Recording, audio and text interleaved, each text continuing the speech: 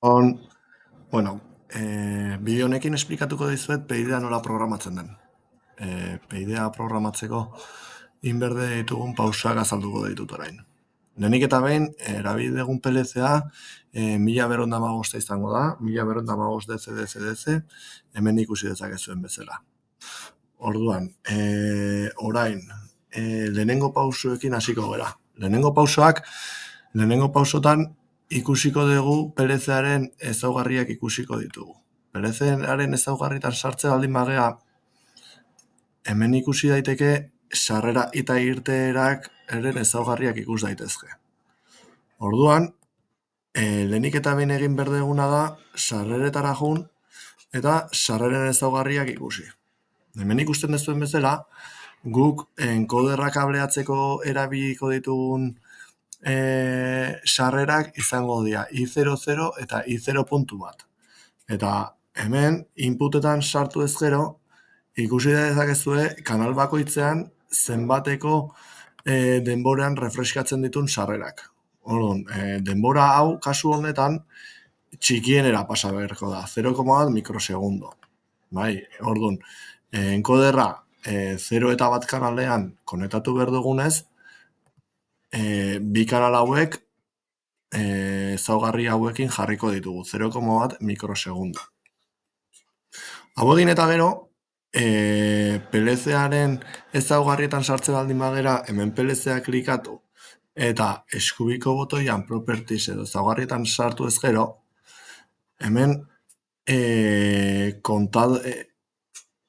kontagailu azkarrak ikusiko ditugu. Bai, kontagailu azkarrak HSEC dira eta hemen aurkituko ditugu. High Speed Counter. Orduan, HSD bat kalkulatuko aterako dugu eta ingo dugu, lehenengo aldiz klikatu behar dugu, Enable this counter. Bai. Eta hemen ze kontaje mota egingo den esango dugu. Hemen frekuentzia jarriko dugu eta AB counter moduan ipini beharko dugu. Orduan, pauso hauek eginda ja kontadorearen ezaugarriak konfiguratuta geratuko lirateke. Printzipioz, HESC batean bakarrik egin beharko dugu.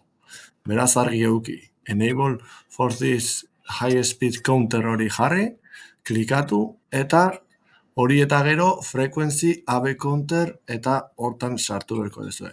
Hemen sarreren ezaugarri gehiago ikusi ditzazkezue, baina gu kasu hontan ez ditugu kontutan edukiko.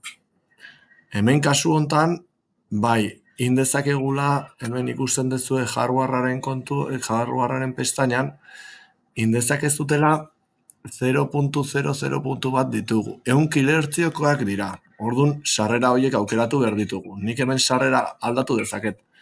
Baina sarrera aldatuz gero, ikusiko dezute kilohertzioak ere aldatu daitezkela. Orduan, hoberena 0.0 eta 0.1 erabiltzea izango litzateke. Hemen, onartzen dugu, eta behin onartuta, ja gure sarrerak eta kontagailua prest izango ditugu. Orduan, orain, programatzera goaz. Programazioa normalean hobe batean egiten dugu.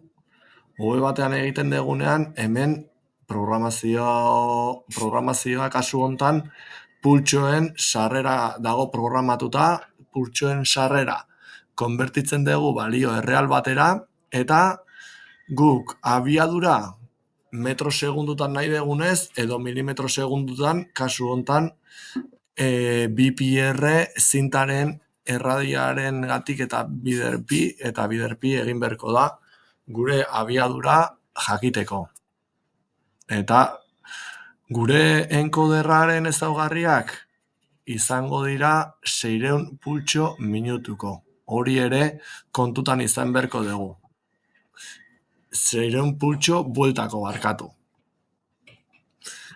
Hori behin programatuta, ikusten duzu hemen adnik blok eman da, gehitu daitekela cycling interrupt. Guk PID-a programatzeko, PID-ak denbora guztian refreskatzen egon behar du. Eta OB batak ez digu esaten denbora guztian, denbora berdinean refreskatzen egongo denik. Ez digu ziurtatzen. Orduan horregatik, cycling interrupt bat sortu behar dugu PID-a sartzeko.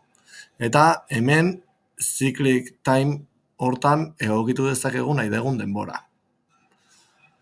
Nik ez dut sortuko, ja hemen sortuta dakatelako, eta hemen barruan PID-a sartu beharko da. PID blokea sartzeko, hemen Technology Objectsen sartze baldin batzeate, hemen dakazue PID-a. Bertsioaren kontuakin, 6. bertsioak arazoak eman ditzazke eta bat bi bertsioa aukeratuko dugu. Bat bi bertsioa aukeratuta guk PID Compact arrastratuko dugu eta PID Compacta sartuko dugu programan.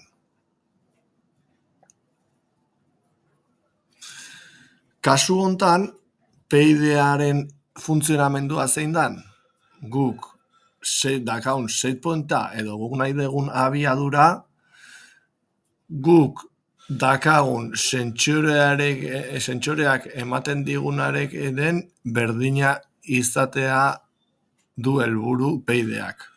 Hau da, guk dakagun nahi dugun seinalea eta guk jasotzen dugu, sentsoreangatik jasotzen dugun seinalearen artean diferentzirik ez egotea du helburu PID-ak. Horretarako, orain azalduko dizuet nola programatzen dan. Setpointa, kasu hontan, hemen jarriko genuke guk nahi dugun abiadura. Guk nahi dugun abiadura ez baldin badaka sortuta, hemen show tables, orduan hemen jarri berko dut, hemen nahi dugun abiadura.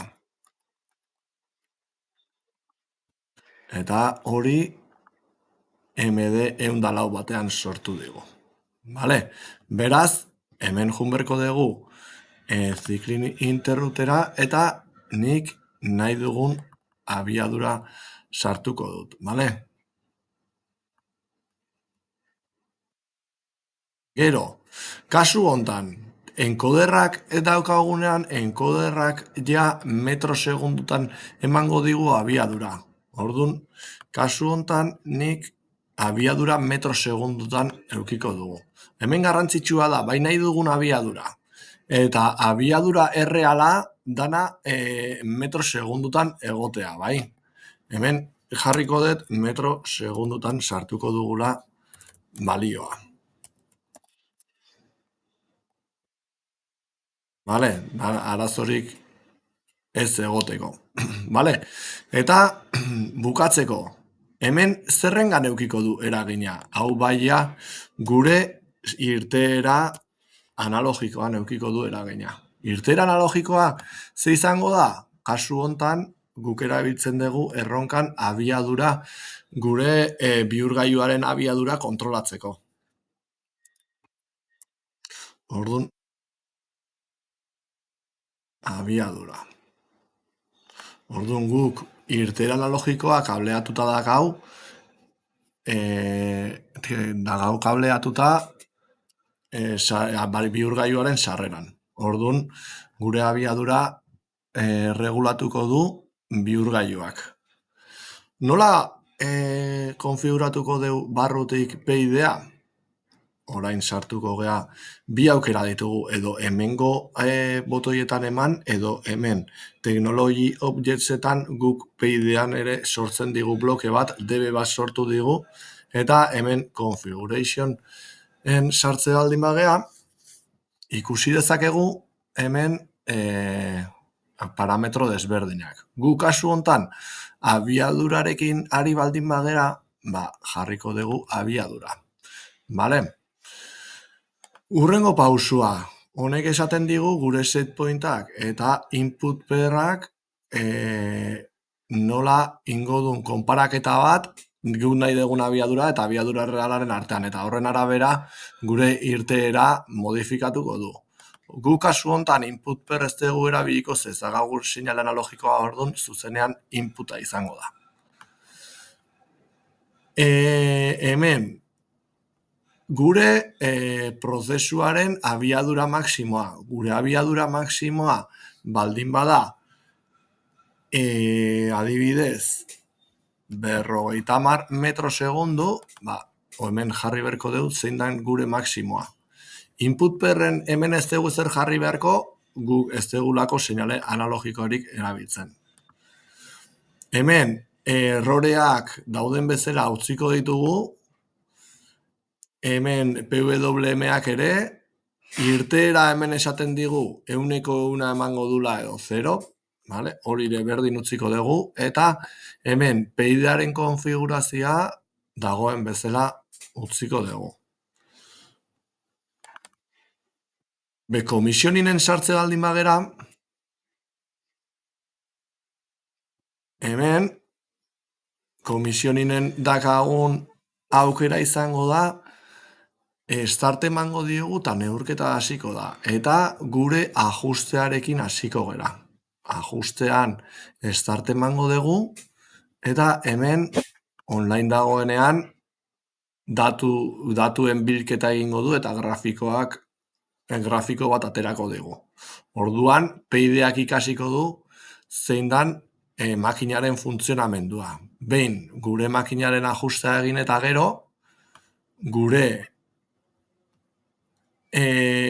programa edo gure balioak igoko ditugu PID parametroetara, botoi hau sakatuz, eta behin botoi hau sakatu eta gero, gure PID-a konfiguratuta geratuko litzateke.